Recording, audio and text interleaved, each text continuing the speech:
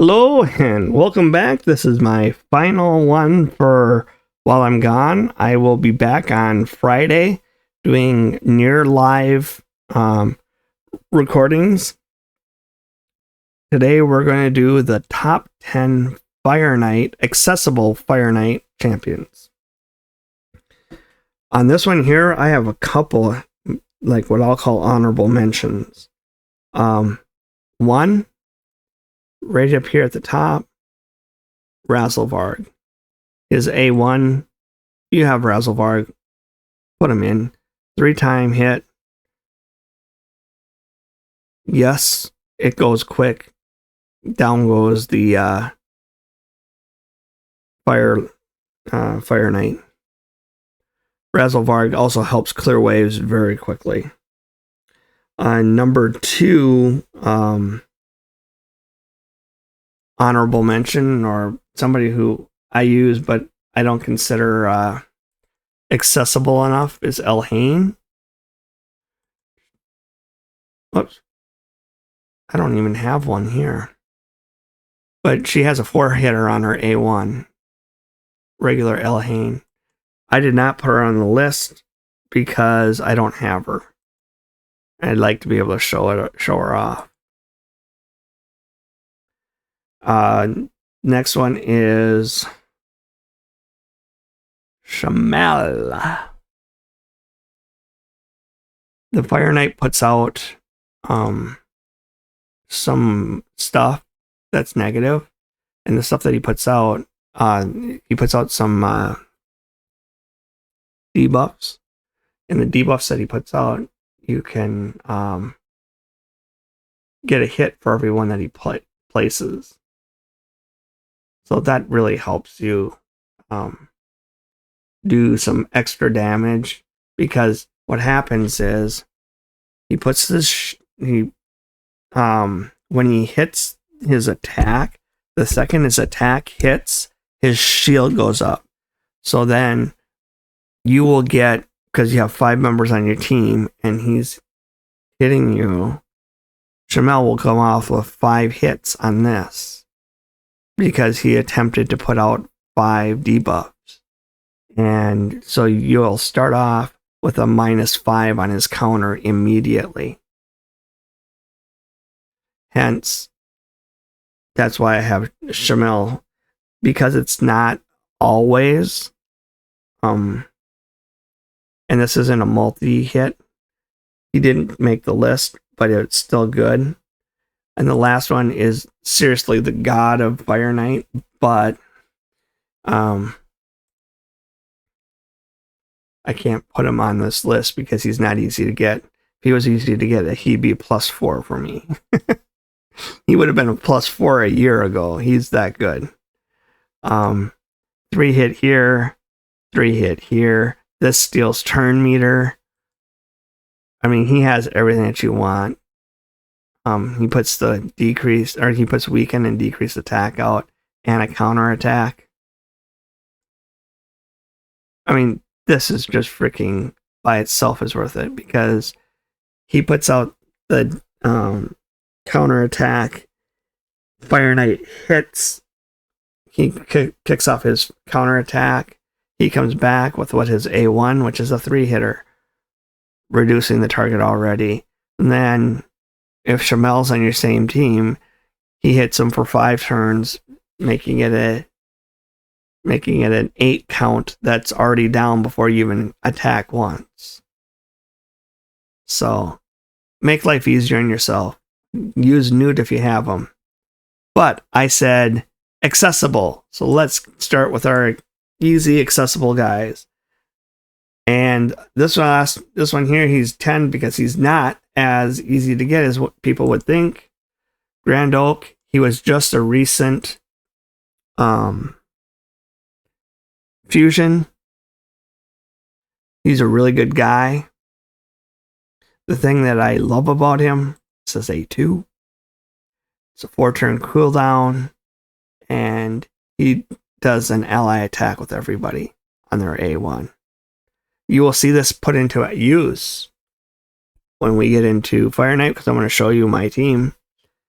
he does a great job of just wiping out that turn meter for the clan boss. It just, poof, it's gone. Because if everybody has a multi-hit A1, when you do all of them together in one move, it goes away. So that's pretty cool. He's not the most accessible because if you didn't do the fusion, the reason he's here is he was a recent fusion, so I thought that allowed it to be in. Next one. Ursala. One of my favorites, one of my first. She has a one-hit A1, attacks all enemies, and doesn't do anything. So why would she be on this Fire Knight team? Here's why. She increases defense, she strengthens on your team so they can survive the hits from the Fire Knight himself if you need them. She revives everybody if you need them. She doesn't increase attack, decrease attack, which reduces his effectiveness against you, increases all of your guys' effect against him. And decrease turn meter by 10%. 40, 45, 50, 55% chance. Is it a huge turn meter decrease? No. But is it a turn meter decrease? Absolutely. What do you want most on your Fire Knight team? Multi-attack, decrease turn meter. That's all you're looking for. So Ursala hits it pretty hard. The only thing she's missing is the multi-hit. That's why she's number 9 and she's not any higher. If this was like a 4-hit A1, she would be in the top 3. I really like Ursala. I really like Ursala. I should do just a list of unusual champions that I really, really like. Number 8.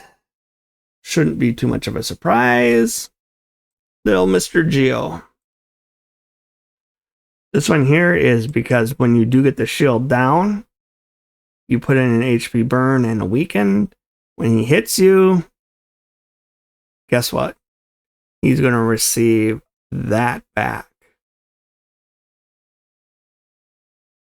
So, it helps keep the, it helps with that. I like the weaken HP burn.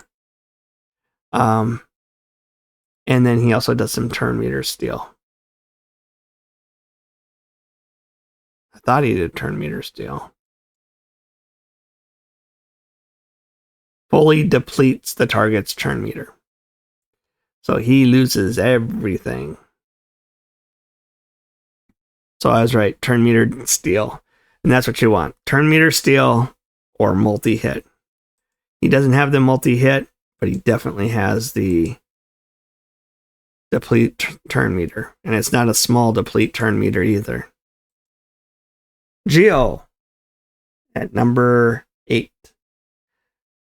From 7 on, I have to look. From 7 on are ones that are fairly, I think, are really good that we could put together on any team and people will have success. And the first one is a Kemptum. Multi-hit 3 times A1. That by itself, we don't need any more. You can turn off his A2. Though I'm not going to. A2 hits for 3 turns, 3 times also. So it's 3 hits, 3 hits. 3 hits, 3 hits. I can live with that. He's always doing damage. His passive has to do with poison and hex. He doesn't have any extra guys out there, and I don't give a shit. We're putting out poisons. If he happens to get past our turn meter depletion guys, he's going to be a hurting unit. So, Kemptum, number 7. As I said, from 7 on, I would say these are all super good and interchangeable in just about any team. Number 6, Royal Guard. Why? Places a decreased defense.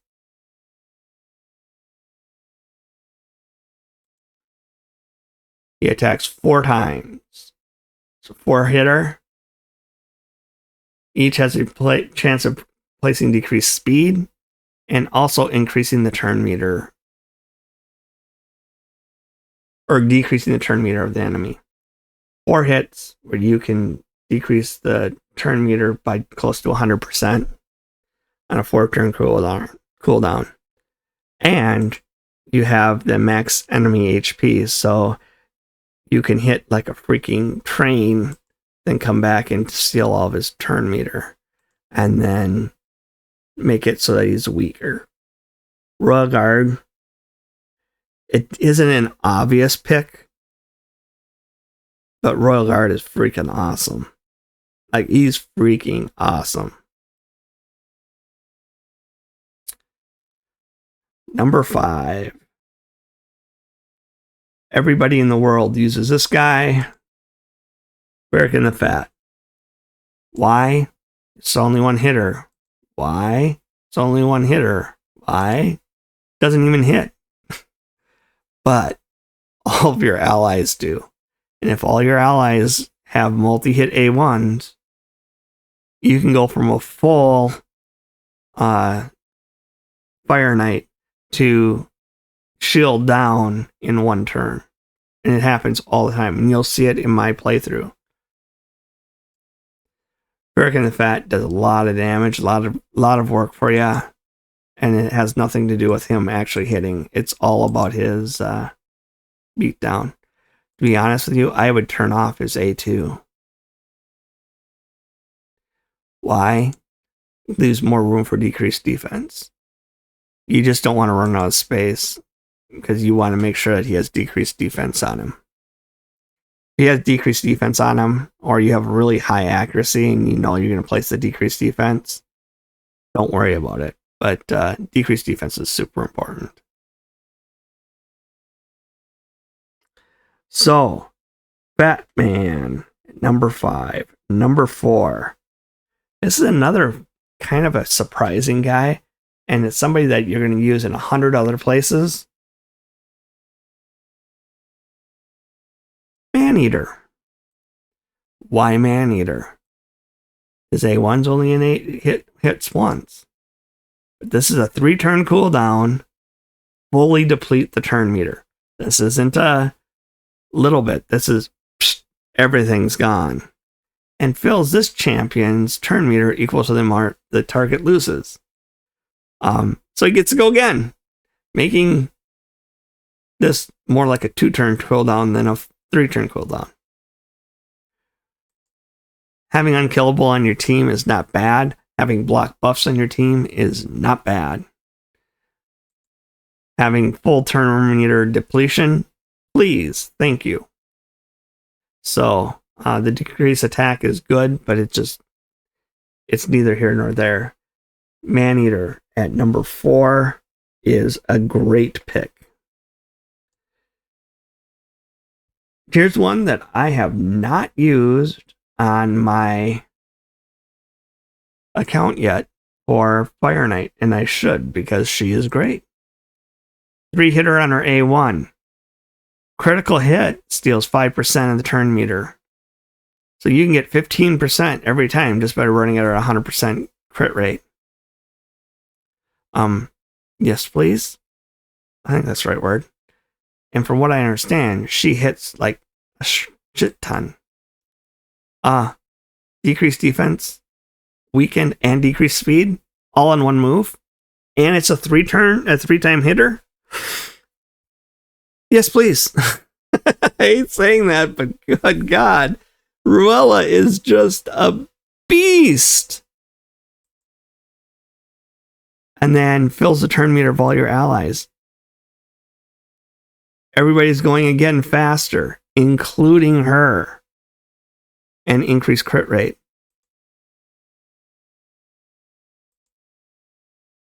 Three hit time hitter, 3-time hitter.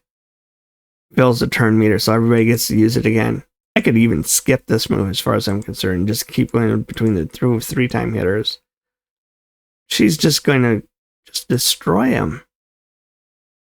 So, Ruella, my number 3. I really like her, and I think she would be a fantastic addition. That, and they're not going to show it here. Come on, go into your pose. I love her bow. You notice that's horns from a cow here, and then another set of horns here, and then this is looks like an elk. So she's using a bone bow, I think, or not, a horn bow. I think that's pretty cool. Ruella is just a beast. Number 2. Everybody knows this one. Everyone probably uses this one because I've mentioned it before. It's my rare Cold Heart. 4-hitter on her A1. So when we do the multi-attack in the beginning, boop, they're dead. Or not dead, the shield's gone. Just, yeah, you'd run 2 Cold Hearts, that's 8 hits. Decrease accuracy and poison. I don't care about the A2 a whole lot. Or A3, max HP, and 100% turn meter. Max HP and turn meter plus a 4-hit A1. Yes, please. Let's get her done. Let's get her done. That leaves our number 1. I think everybody in the world knows this because it's easily accessible. Everybody probably runs her. And if you don't, what are you doing?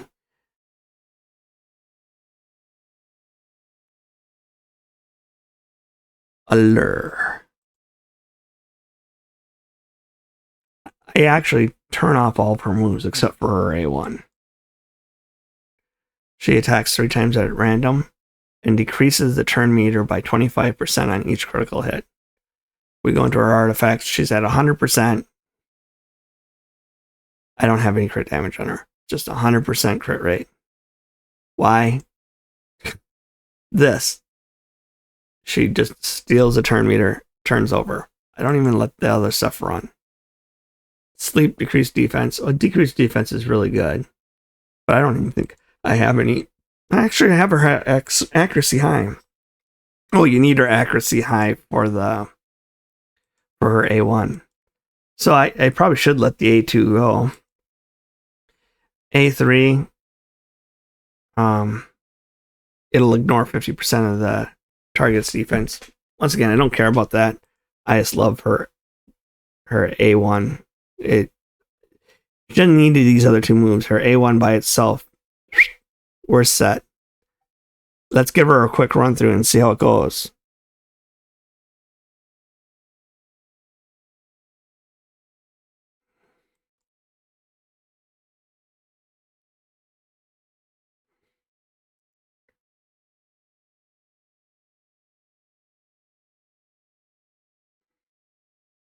So here we go. We have Grand Podrick, who is my number 10. I said a Newt, a Krizia, just because she's a Krizia. I could put pretty much anybody else in that place. Razelvarg. I mentioned Razelvarg as another one. And Allure, my number 1 pick. Watch how she just makes everything disappear.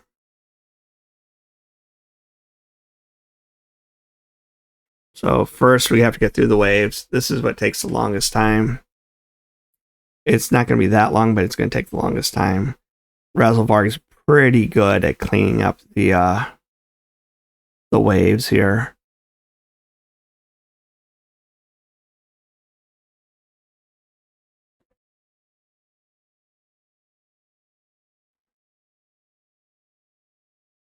And the last one right here, get rid of it.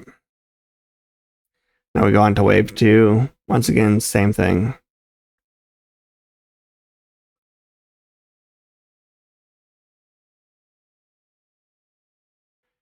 There is a nice thing about Grand Podrick I forgot to mention.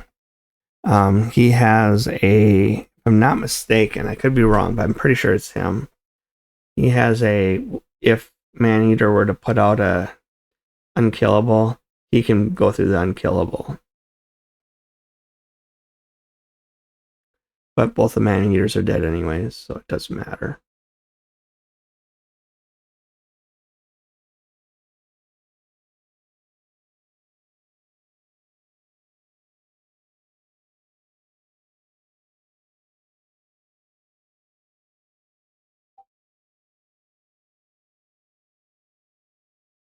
And here we go. So he does his 3 hits. He does 3 hits. She does 1. Then he's going to tell everybody attack. And watch, that shield goes away. Not only does it go away, turn meter goes away. He has no turn meter. Still has no turn meter. Still has no turn meter. And we set everybody up with a little speed to help us go a little faster. And goodbye health. And goodbye turn meter.